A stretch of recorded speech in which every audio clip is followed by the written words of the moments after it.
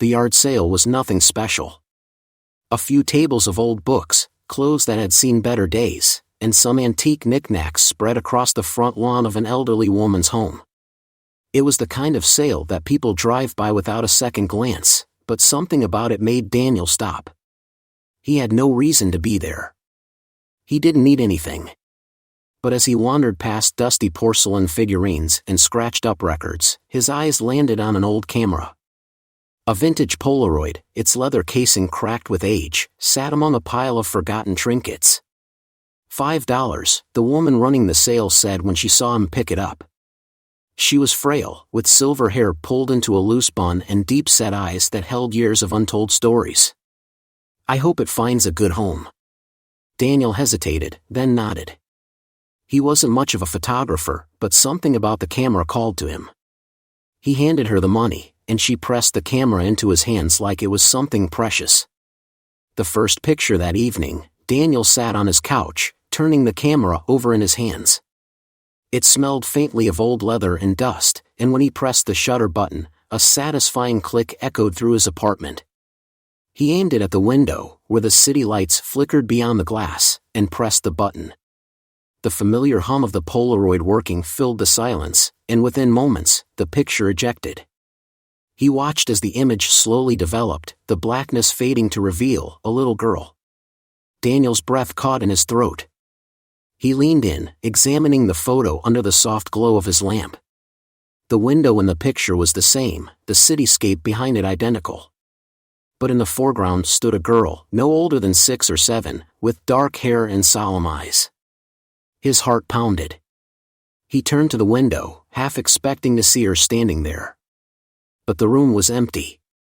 Just his reflection stared back at him. It had to be a mistake. A flaw in the camera, maybe an old exposure burned into the film. He placed the photo on his coffee table, feeling unsettled, and tried to push the image from his mind.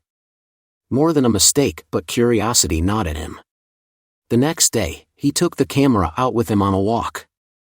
He snapped a picture of the park, capturing the towering oak trees and children playing in the distance. When the photo developed, his stomach twisted. The little girl was there again. This time, she stood near a swing set, her small hands gripping the chains of an empty swing. Her face remained blank, her dark eyes unblinking. Daniel felt cold despite the warmth of the sun on his skin. He looked toward the swings, no one was there. Over the next few days, he took more pictures. His apartment. The cafe he visited every morning. A bookstore downtown. In every photo, the girl appeared. Always watching. Always silent. Panic set in. Who was she? Why was she appearing in his photos? He tried looking up the history of the camera, but there was nothing. It was as if it had never existed before the yard sale.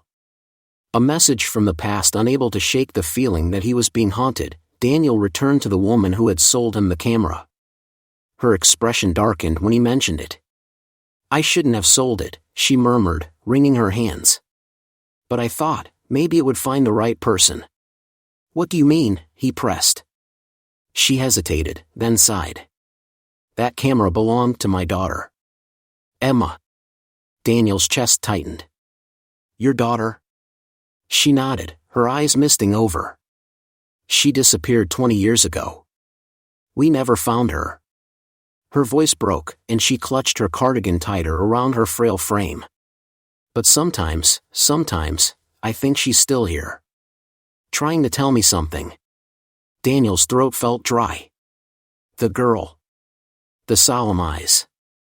The way she always seemed to be waiting for something.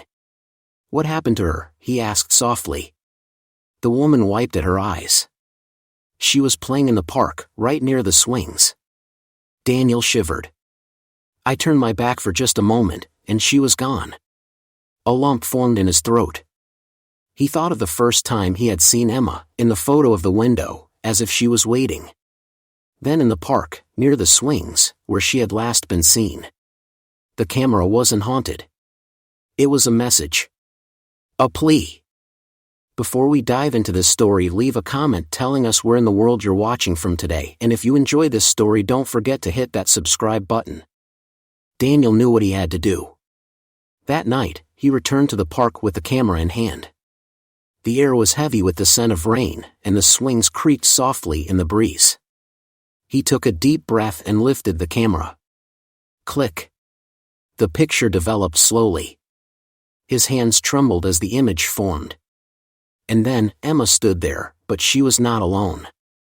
A shadow loomed behind her. Not a person, not something he could clearly define, but a presence. Dark, menacing. Holding her back. Keeping her trapped. Daniel's stomach twisted. He clutched the camera tightly, his mind racing. What was he supposed to do? How could he help her? A gust of wind howled through the park, and suddenly, the camera grew hot in his hands. He gasped, almost dropping it. But then, he understood. He had to take one more picture. He aimed the camera, this time focusing on the shadow behind Emma, and pressed the button. The moment the flash went off, a scream echoed through the air, a soundless cry that rattled his bones.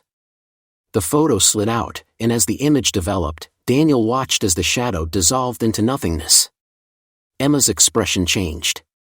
Her solemn eyes softened, and for the first time, she smiled. Then, as suddenly as she had appeared, she was gone. Closure. Daniel returned the camera to the elderly woman the next day. He placed it in her hands gently, his heart heavy yet lighter at the same time. "I think she's free now," he whispered. Tears filled the woman's eyes as she clutched the camera to her chest. "Thank you," she breathed, her voice breaking. "Thank you for bringing her home." Daniel nodded and turned to leave, the weight of the past lifting with each step. The little girl in the photos had been searching for someone to listen, someone to see her. And now, she was finally at peace. He never picked up another camera again.